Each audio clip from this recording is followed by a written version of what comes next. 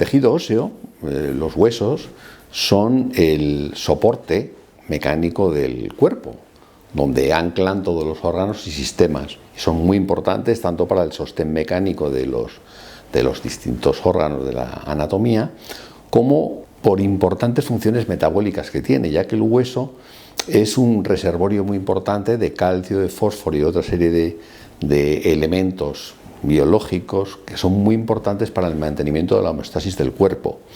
Por eso todo el metabolismo del hueso está muy directamente relacionado con el metabolismo del cuerpo y es muy importante mantener este equilibrio y esta relación. El tejido óseo se desarrolla lógicamente en la infancia, cuando nacemos. Nuestro hueso es cartílago, se va mineralizando a lo largo del tiempo, de los años, y llega a mineralizarse de forma prácticamente completa ya en torno a los 20 y pocos años. Ese sería un poco el momento del pico de masa ósea. Ese pico de masa ósea se suele mantener con el tiempo si la nutrición es adecuada, si no ha habido tóxicos, si la persona no es fumadora, ni tiene alcoholismo, ni tiene un déficit nutricional, ni ninguna enfermedad. Y en torno a la menopausia suele producirse un descenso muy marcado en las mujeres y con la andropausia más tardía en los hombres un descenso muchísimo más lento y paulatino. Por eso las mujeres cuya masa ósea depende mucho de la cantidad de estrógeno, al llegar la menopausia tienen un descenso muy acusado, bastante más que en el hombre. Eso tiene una correlación clara con un aumento de fracturas que se ven mucho más en las mujeres posmenopáusicas que en los hombres de edad avanzada.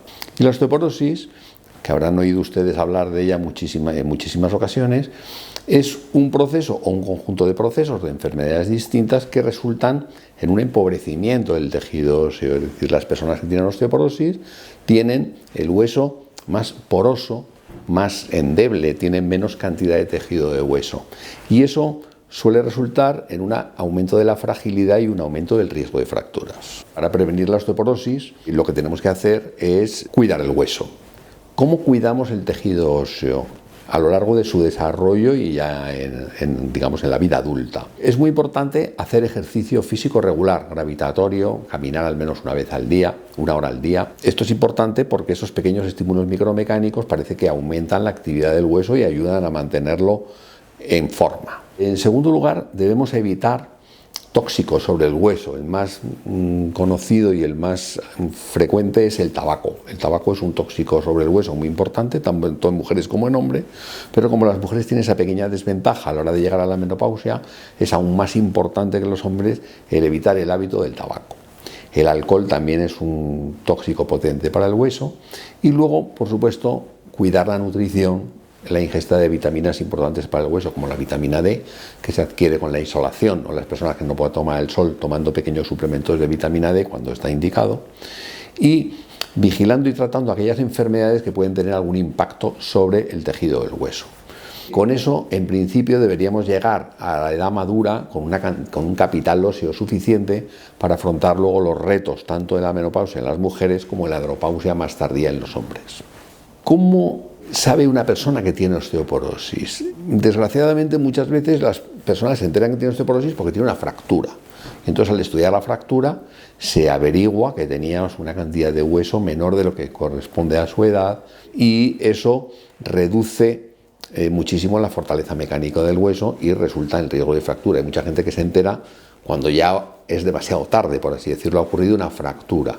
Una fractura que llamamos patológica o una fractura por fragilidad es una fractura que se produce cuando no debía haberse producido. Una caída casual, tonta, no caerse a un tercer piso, que ahí nos rompemos todos un montón de huesos, sino una caída de pequeño impacto. Esas fracturas en las caídas de pequeño impacto demuestran que ese hueso no estaba bien. Muchas personas se enteran en ese momento. Otras personas se someten a programas de cribado o a seguimiento de densidad mineral ósea, que es una técnica que consiste básicamente en averiguar la cantidad de mineral que tiene el hueso con una técnica de absorciometría de rayos X. Una especie como de radiografía especial, por así decirlo, que mide la cantidad de mineral que tiene. Esa medida es una medida indirecta de la cantidad de hueso, pero es bastante utilizada, sobre todo porque es cómoda, práctica y bastante reproducible. Y entonces es un poco, se ha convertido en el patrón oro, se llama densitometría ósea. Otras veces simplemente lo que se hace es un estudio radiológico sin más y se correlaciona con los factores de riesgo de esas personas, pues, peso, talla, hábitos tóxicos, patrón genético, herencias, riesgo de fractura, y se establece un concepto que es parecido al de la osteoporosis, pero quizá incluso más importante clínicamente, que es riesgo de fractura. Osteoporosis, fragilidad ósea, riesgo de fractura son sinónimos muchas veces y se solapan esos conceptos. Entonces, o bien porque el médico de cabecera considera que tengo un riesgo de fractura alto, o bien porque una densitometría ha dado unos valores inferiores a lo que debieran, comparado con la población normal o la de la edad del paciente, o bien porque se ha producido una fractura, es cuando terminamos en un médico que se dedique a estudiar y a tratar la osteoporosis. El tratamiento de la osteoporosis es el tratamiento de sus consecuencias en primer lugar. Lógicamente es el tratamiento ortopédico, se produce consolidar ese hueso que se ha roto, tratarlo bien. Si es una fractura vertebral y hay mucho dolor mantenido después de la fractura, se suele inyectar cemento plástico dentro de la vértebra, un procedimiento que se llaman vertebroplastia o cifoplastia, que ya son muy especializados y que pueden aliviar muchísimo la fractura. Pero una vez aliviadas las consecuencias, nos encontramos con la necesidad de fortalecer ese hueso de alguna forma para disminuir el riesgo de fractura. Y esto se hace con una serie de medicamentos que están a nuestra disposición. Los más importantes son el calcio y la vitamina D, en las cantidades adecuadas a cada situación clínica de cada paciente.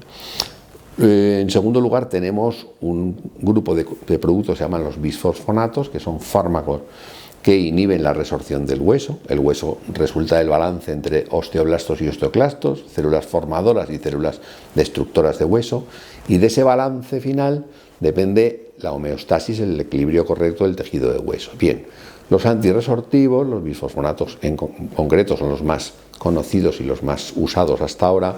Son fármacos que inhiben la resorción del hueso y dejan que predomine un poquito la formación. Serían, por ejemplo, el ácido alendrónico, el ácido risedrónico, el ácido zoledrónico, es decir, o el ácido ibandrónico. Son productos ya muy consolidados y muy asentados en el mercado, con el que existe muchísima experiencia de uso.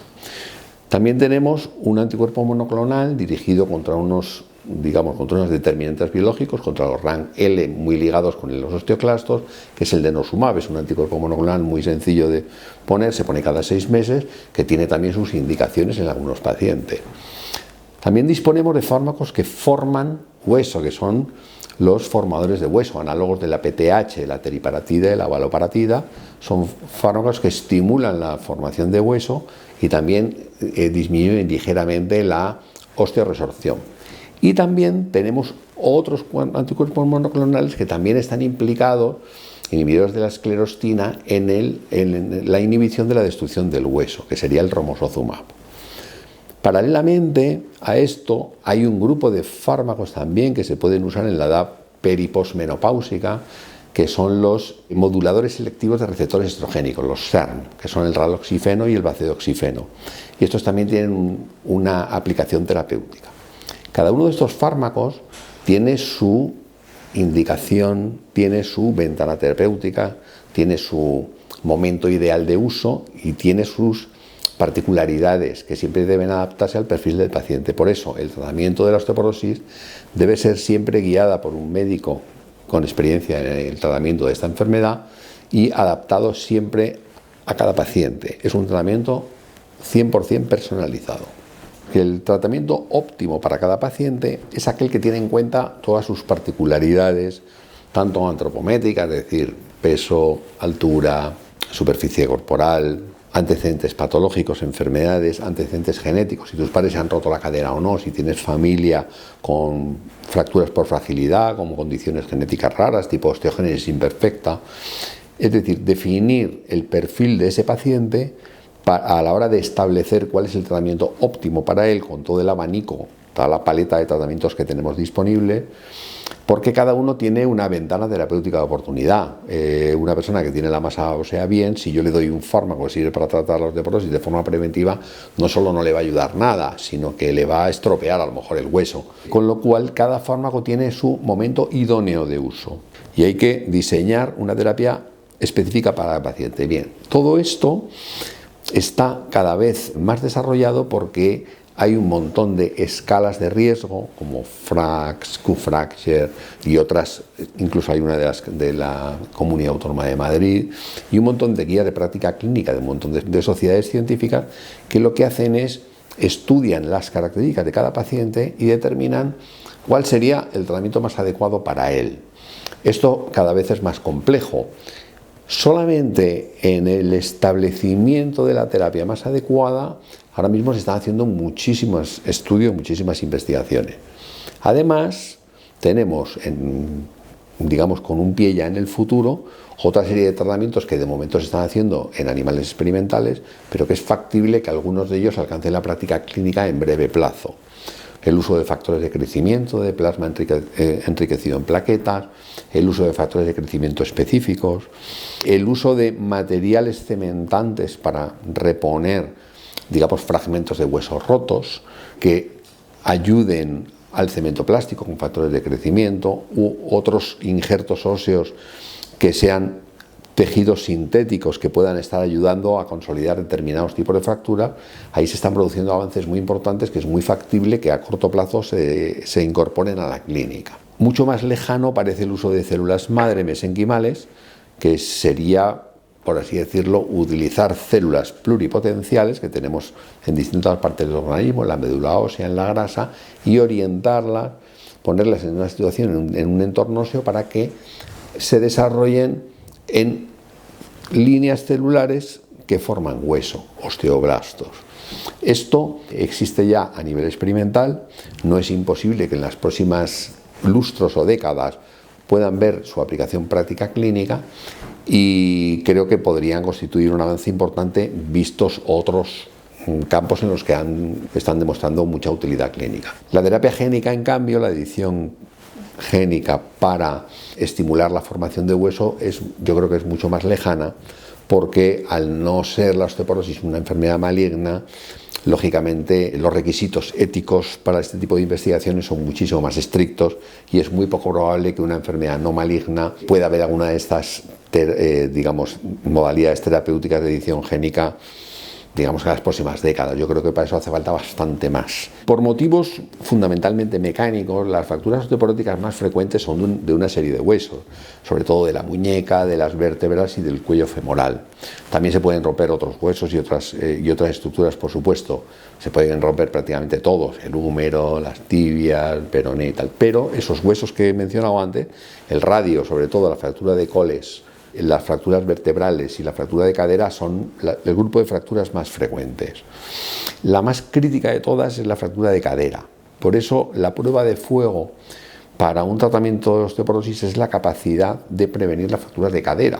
Porque las fracturas vertebrales son un poco más fáciles de prevenir, por así decirlo. Y las fracturas vertebrales, aunque son muy dolorosas y tienen muchísimo compromiso funcional, no son tan graves por lo general, salvo que irrumpan dentro del canal espinal y produzcan un daño neural, que afortunadamente es una cosa relativamente infrecuente. No son tan críticas como la fractura de cadera. La fractura de cadera no tratada se puede decir que es como darle la puntilla a un paciente, porque es dejarle inmovilizado, escaras, trombosis, neumonía, es decir, todo lo que ocurría antes del advenimiento de las prótesis de cadera en los años 40, que fue una revolución, y realmente casi era el final de la vida para muchos pacientes. Por eso la disponibilidad de prótesis de caderas que han permitido reparar estos huesos de cadera rotos ha sido un cambio drástico, yo creo que incluso en la supervivencia global, muy importante, no suficientemente reconocido. Por eso la fractura de cadera es la más grave de todas las fracturas y es en la que más hincapié se hace y la fractura más difícil de prevenir, porque el cuello femoral es una estructura relativamente endeble que soporta una línea de carga impresionante, es prácticamente todo el cuerpo y está en reto permanente. Por eso es, digamos, la estructura más delicada de todas. ¿Quién debe hacerse o someterse a screening?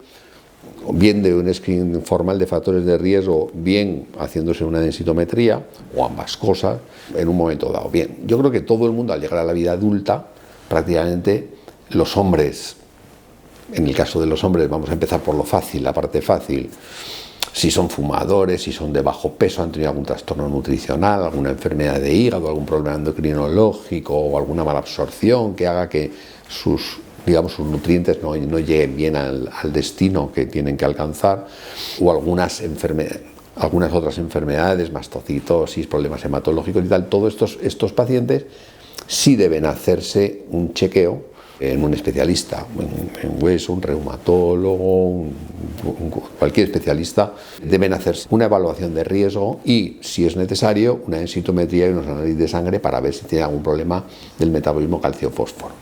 El resto de esas personas que no tienen esas circunstancias, pues no es necesario que se hagan un chequeo, salvo que fumen de una manera pertinaz o consuman mucho alcohol. En el caso de las mujeres es diferente.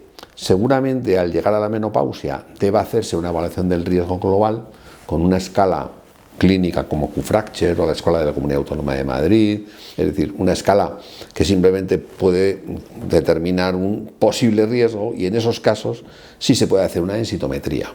Si no, más adelante, de forma universal, todas las mujeres al cumplir 65 años sí podrían hacerse una densitometría ósea.